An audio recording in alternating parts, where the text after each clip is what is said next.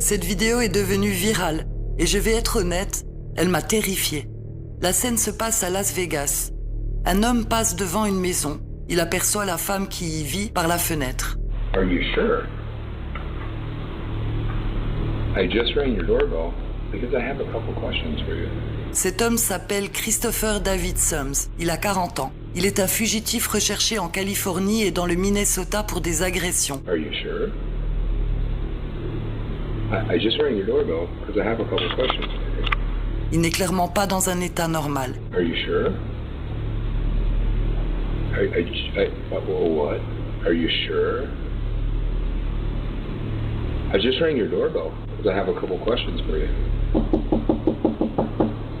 Il répète les mêmes phrases en boucle. J'ai des questions à vous poser. Vous êtes sûr? Are you positive? Are you sure? I just have a couple questions for you. Are you sure? La femme terrifiée ne lui répond pas. Elle reste cachée et appelle la police. Are you positive? I just have a couple questions for you. Are you sure? Are you positive?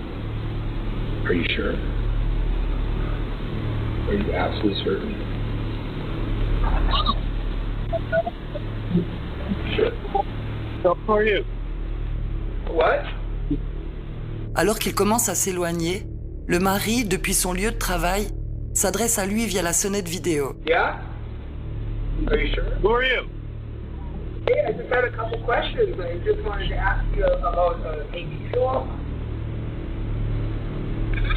Yeah, can you hear me? Et à ce moment-là, Christopher Sums révèle ses intentions. What I'm looking for is for the girl that's in the house to come out here because I'm gonna her and you have her open the door. You know, the girl that's on the other side of this door when she lets me in. I want her and I have a knife and a gun. Yeah, and I'm gonna knock on her door again.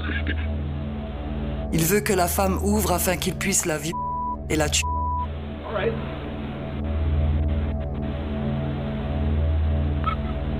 Are you sure? No idea. What? Puis soudainement, il s'éloigne. Lentement. Comme s'il ne savait même plus où il allait.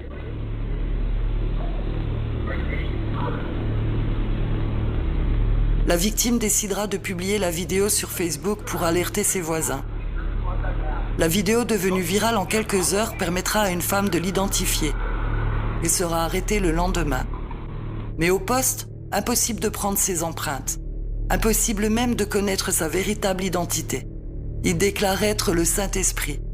Les autorités l'incarcèrent donc sous le nom de John Doe, un pseudonyme utilisé pour les personnes non identifiées.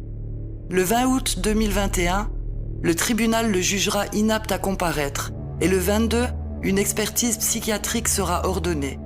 Christopher Sums a probablement perdu pied depuis longtemps, mais on ignore encore ce qui l'a conduit à frapper à la porte de cette maison pour y proférer des menaces. Était-ce la drogue? Une maladie mentale? Et surtout, qu'aurait-il fait si la femme lui avait ouvert la porte? Serait-il passé à l'acte?